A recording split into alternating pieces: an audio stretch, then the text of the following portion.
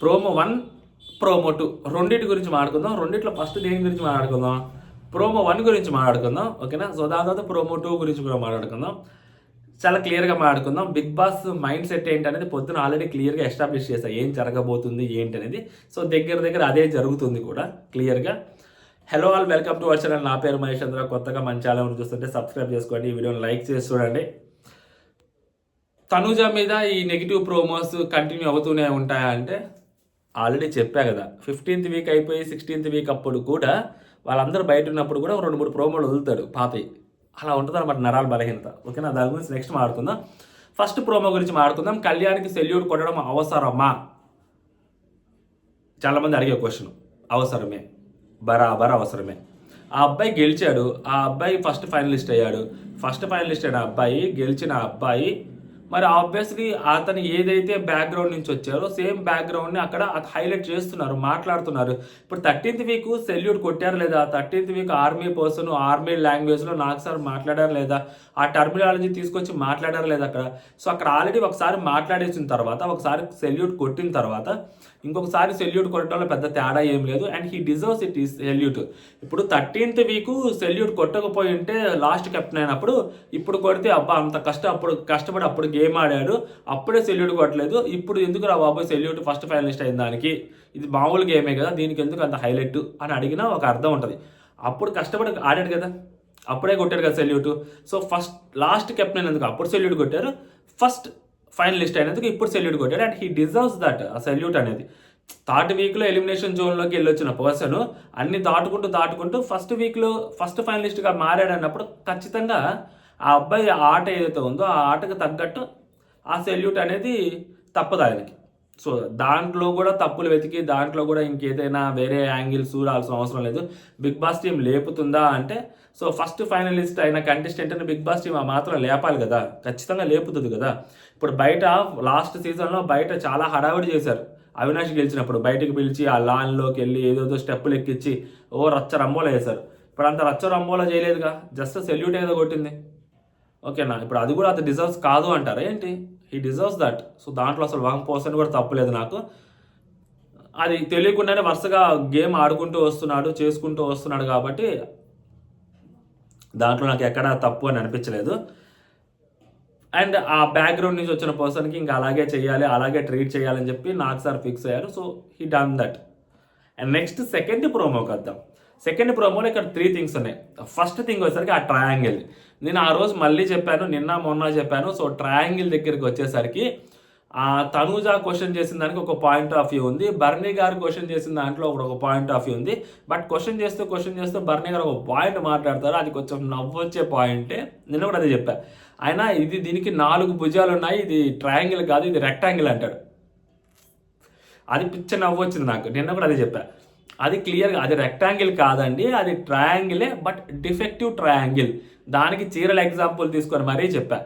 2 చీరలే ఉంటే ఒక పట్టు చీర ఇంకొక పట్టు చీర పెడితే 2 చీరలే దూరం నుంచి చూస్తే. బట్ ఈ పట్టు చీరలో చిన్నపాటి డ్యామేజ్లు ఉంటాయి, దారాలు పోవటము, అంచులు పోవటము, లేకుంటే వేరే చోట ఒక ప్రాపర్ లైన్ లేకపోవటము. సో కాబట్టి ఇది డిఫెక్టివ్ శారీ, అది వచ్చేసరికి ప్రాపర్ శారీ. సో అక్కడ కూడా గేమ్లో అది ఫస్ట్ ఆర్ట్ డిపార్ట్మెంట్ మిస్టేకే అని అనుకున్నాను, ఇన్స్టాగ్రామ్ స్టోరీ కూడా పెట్టా. దాని తర్వాత ప్రాపర్ ట్రయాంగిల్స్ అలాంటి కొన్ని హోల్స్ ఉండేవి కనిపించినప్పుడు okay, Big Boss little bit confusion చేయడం కోసం అలా పెట్టుంటాడు. ట్రయాంగిలే, బట్ ప్రాపర్ ట్రయాంగిల్ కాదు. సంజన గారు ఆలోచించడం కూడా తప్పులేదు, అది ట్రయాంగిలే. కాకపోతే వేరే ట్రయాంగిల్ దొరికినప్పుడు వాటి 3 లైన్స్ ఏవైతే ఉంటాయో షేప్స్, అవి ప్రాపర్ లైన్గా ఉన్నాయి కదా 3, అది కరెక్ట్ కదా, అప్పుడు అలా అది పెట్టాలి కదా. సో ఇలాంటి కొంచెం బంప్ వచ్చినవి. సో సంజన గారి పాయింట్ ఆఫ్ ఏంటి, అది మేనేజ్మెంట్, అది టీము కొంచెం అలా చేసినప్పుడు అలా జరిగింది అని సంజన గారు అయితే చెప్పారో, నాగార్జున సార్ కూడా అదే చెప్పారు. సో కాబట్టి ఇంకా మనం దాని గురించి ఎంత మాట్లాడుకున్నా కానీ వేస్టే. దాని ఎపిసోడ్లో ఎలా కన్క్లూజన్ చేశారు అనేది ఆలోచించాలి. బట్ అది ట్రయాంగిల్ కాదు రెక్టాంగిల్ అనే దానికి మనం కంప్లీట్లీ ఆపోజిట్ ఉండే. సో ఆ మాట మనం అసలు ఎప్పుడు మాట్లాడలేదు. కాకపోతే అది డిఫెక్టివ్ పీస్ కింద చూపించాను, ఎందుకంటే వేరే పీస్ ఒకటి ఉంది కాబట్టి. సో అది పెట్టుంటే కరెక్ట్గా ఉంటుంది. సో దాని గురించి బర్నీ గారు మళ్ళీ వచ్చి మిమ్మల్ని కన్ఫ్యూజన్ చేసేయడానికి అలా పెట్టారండి అది ఇదని బర్నీ గారు ఎప్పుడైతే మాట్లాడారో, మళ్ళీ ఆ పాయింట్కి బర్నీ గారితో అగ్రీ చేస్తాను తప్పితే ఇది 4 ఉన్నాయి భుజాలు కాబట్టి ఇది రెక్టాంగిల్ అన్న దానికి అసలు కంప్లీట్లీ ఆపోజిట్ ఉంటుండే. దానికి అసలు కన్సిడర్ కూడా దాంతో అసలు అగ్రీ కూడా చెయ్య. మేబీ నాకు సార్ అదే మాట్లాడుతున్నారు. అండ్ దాంతోపాటు ఆయన ఇది ఆర్ట్ డిపార్ట్మెంట్ చేస్తున్నప్పుడు జస్ట్ ఒక బంప్ వచ్చింది అన్న మాట కూడా తను వాడారు కాబట్టి మేబీ కన్క్లూజన్ అది భరణి గారికి ఆపోజిట్గానే ఇస్తారు అన్నట్టు అర్థమవుతా ఉంది.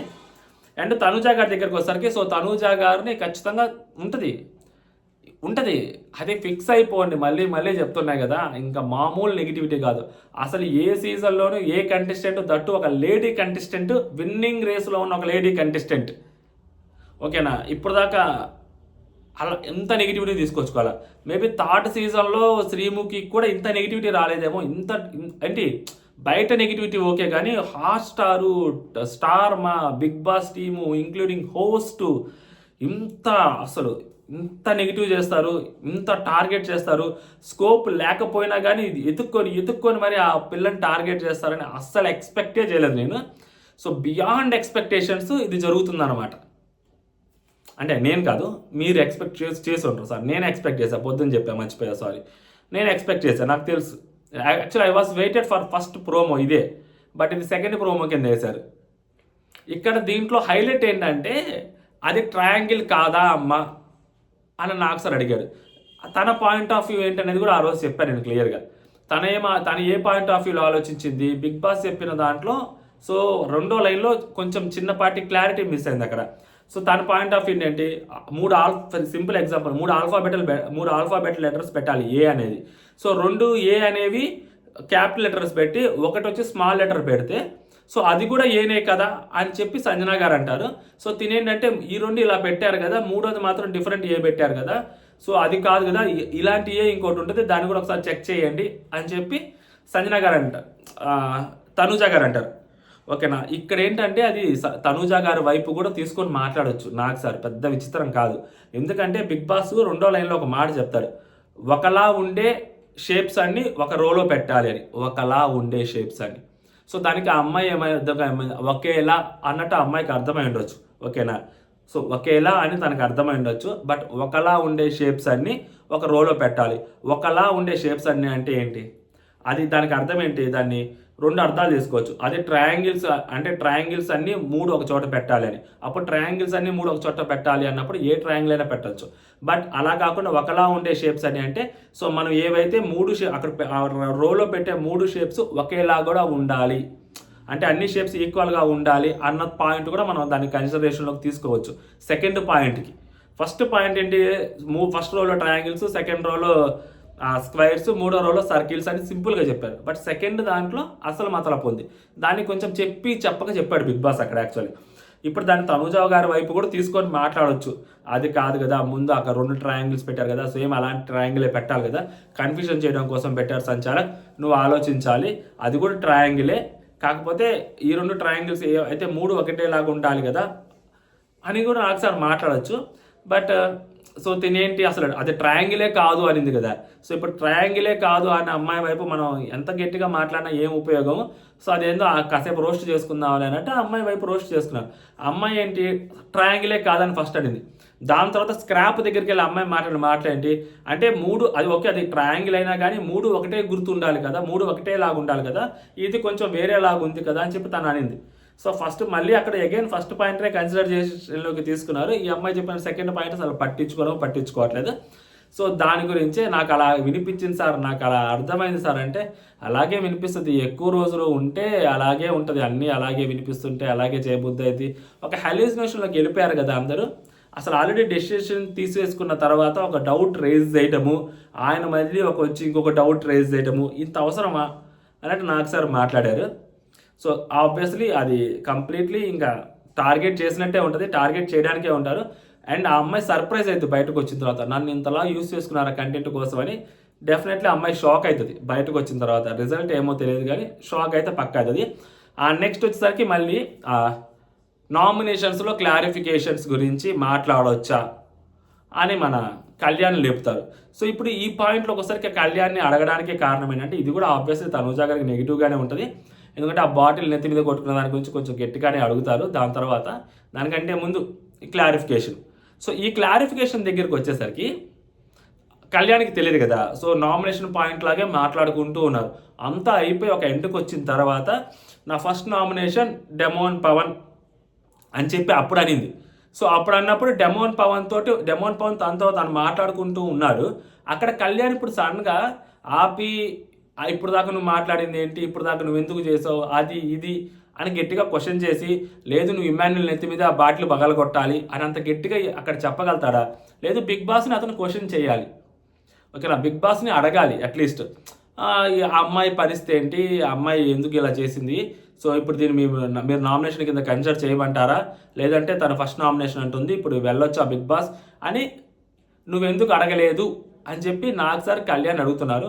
ఒక పాయింట్లో కరెక్టే, కానీ ఇంకొక పాయింట్కి వచ్చేసరికి ఆ అమ్మాయి ఒక ఫ్లోకి వెళ్తూ నామినేషన్ డెమోన్ పవన్ అన్నప్పుడు డెమోన్ పవన్ లేచి మాట్లాడుకుంటున్నప్పుడు మధ్యలో బిగ్ బాస్ వచ్చేసి వెంటనే ఇప్పటికైనా నామినేషన్ పూర్తి చేయమ్మా తనూజ అని అనేసిన తర్వాత సో ఇంకా అబ్బాయి ఏమడుగుతారు గట్టిగా. అండ్ రెండోసారి డెమోన్ పవన్ తన నెత్తి మీద తనూజానే తన నెత్తి మీద పగలగొట్టుకున్నప్పుడు డెమోన్ పవన్ ఏంటి కెప్టెన్ అంటే, లేదు తనూజ స్పెట్స్ పెట్టుకో అని చెప్పాడు కదా అక్కడ చెప్పారు కదా, అక్కడేం సైలెంట్గా లేడు కదా, తనూజ నెత్తి మీద ఇంకో బాటిల్ పగలగొట్టిస్తారు కదా. సో కెప్టెన్గా ఒక పాయింట్లో అబ్బాయి కరెక్ట్గానే చేశారు, ఆ అబ్బాయి తప్పేం లేదు అక్కడ. ఓకేనా, సో ఇప్పుడు మీరు దీని పాయింట్ రేజ్ చేయాలి కాబట్టి ఇంకెక్కడ దొరకలేదు కాబట్టి మీరు పాయింట్ రేజ్ చేస్తారు. ఇప్పుడు తను కష్టపడి గేమ్ ఆడింది, ఎఫర్ట్స్ పెట్టింది, దాని గురించి ఏమైనా పెడతారా, మేబీ 3వ ప్రోమోలో వేస్తారేమో తప్పితే సో ఈ ప్రోమోలో మేబీ చాలా కష్టం వేయటం. 3వ ప్రోమో కూడా వేస్తారని నమ్మకం లేదు నాకు. దాని తర్వాత కళ్యాణ్ కోసం గేమ్ ఆడింది, ఋతువుకి మాట ఇచ్చి ఆ మాట నిలబెట్టుకుంది. అది ఎవరైతే ఓడిపోయారో ఆ పోస్ట్నే మాట్లాడతారు, అమ్మాయి వల్లే నా బ్లాగ్స్ పడ్డాయి, అమ్మాయి వల్ల కూడా నా బ్లాగ్స్ పడ్డాయి అని చెప్పి.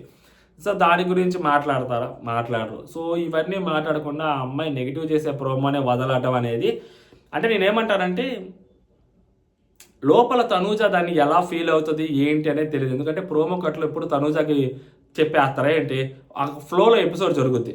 ఆ ఫ్లోలో ఎపిసోడ్ జరుగుతున్నప్పుడు ఆ అమ్మాయిని తిట్టి లాస్ట్లో పొగడొచ్చు, ఆ అమ్మాయి హ్యాపీ ఫీల్ అవ్వచ్చు, అది సెకండరీ థింగ్. బట్ బయట ఆ అమ్మాయి ఫ్యాన్స్ ఉంటారు కదా, వాళ్ళు హర్ట్ అవుతుంటారు కదా. ఎవ్రీ వీక్, ప్రతి వారం, ప్రతిరోజు ఆ అమ్మాయికి నెగిటివ్ ప్రోమో వేస్తానే ఉంటే ఆ అమ్మాయి కూడా కొంతమంది ఫ్యాన్స్ ఉంటారు కదా, సో మరి వాళ్ళు హర్ట్ అవుతారు కదా. అరే ఆ అమ్మాయికి ఒక పాజిటివ్ ప్రోమో ఎందుకు వేయరు, ఇంత కష్టపడింది కదా, ఇంత చేసింది కదా, సో ఆ గుర్తించే ఆ ఎలివేట్ చేసే ప్రోమోస్ ఎందుకు కట్ చేయరు, లేదా అసలు ఎలివేషనే చేయలేదా అని చెప్పి వాళ్ళు కూడా ఫీల్ అవుతారు కదా. ఇప్పుడు వాళ్ళ ఎపిసోడ్ చూడడానికి కొంతమంది బాధపడే వాళ్ళు ఉంటారు, చూడొచ్చు చూడకపోవచ్చు, దేర్ ఇస్ అ పాసిబిలిటీ కదా. బిగ్ బాస్ టీం ఎందుకు నెగిటివ్ ప్రోమోలు వేస్తుంది నాకు అర్థం కావట్లా. అంటే తనూజ హేటర్స్ ఎక్కువ ఉన్నారు, తనూజ ఫ్యాన్స్ తక్కువ ఉన్నారని బిగ్ బాస్ టీం అక్కడ ఒక ఫిక్స్ అయిపోయిందా? అంటే ఇప్పుడు తనూజ హేటర్స్ ఎవరైతే ఉంటారో వాళ్ళు ఖచ్చితంగా చూస్తారు ఎపిసోడ్, తనూజని తిట్టారు కాబట్టి. తనూజని లేపితే తనూజ ఫ్యాన్స్ మాత్రమే చూస్తారు, ఒక తనూజని తిడితే తనూజ హేటర్స్ మేబీ చూస్తే తనూజ ఫ్యాన్స్ కూడా చూడొచ్చు. మనకి 2 రకాలుగా మనకు వర్కౌట్ అవుతుంది అని చెప్పి ఒక అమ్మాయిని టీఆర్పీ కోసం అంత గట్టిగా వాడుకుంటున్నారా ఇది. నెక్స్ట్ డెమోన్ పవన్ గురించి మాట్లాడతాడు. సో డెమోన్ పవన్ గురించి, డెమోన్ ఆడాలి అంతేనా, సాకులు చెప్పకూడదు, అది ఫిట్ అయిందా లేదా, ఇప్పుడు తను ఫిట్ చేసి చూపించిందా లేదా, అది యాక్చువల్గా డెమోన్ పవన్ది అది కూడా మిస్టేకే. సో డెమోన్ పవన్ కొంచెం అది ఆ తొందరపాటులో ఉన్నాడు, అది ఓడిపోతున్నాడు అన్న ఆ టెన్షన్లో సరిగ్గా ప్రాపర్గా చేయలేదు, బట్ అది ఫిట్ అయింది. సో దానికి ఆడలేక మధ్యలో దరువు అన్న మాటలు అవసరమా అంటే గెలిచి మాట్లాడుంటే కాన్ఫిడెన్స్ అయ్యేది, గెలవకుండా మాట్లాడడం ఓవర్ కాన్ఫిడెంట్ లాగా కనిపించింది, ఇదంతా అవసరమా అని చెప్పి అక్కడ కూడా తను మాట్లాడాడు నాకు సారు. సో డెమోని క్వశ్చన్ చేసే దానికి నాకు సార్ ఇప్పుడు ఇప్పుడు అంటే ఆర్ట్ డిపార్ట్మెంట్ ఏం తప్పు లేదు, మా సైడ్ ఏం తప్పు లేదు, మీ సైడే తప్పు అని చెప్పి ఆ క్లియర్గా ఎస్టాబ్లిష్ చేస్తూ, సో ఈ అబ్బాయి గురించి ఎస్టాబ్లిష్ చేస్తున్నప్పుడు అక్కడ అది కూడా మా తప్పు లేదు, అది జస్ట్ అలా జరిగింది, దానికి మీరు ఎందుకు ఇంత ఓవర్ యాక్షన్ చేస్తున్నారు, అది మేమేదో కావాలని చేసింది కాదు అని.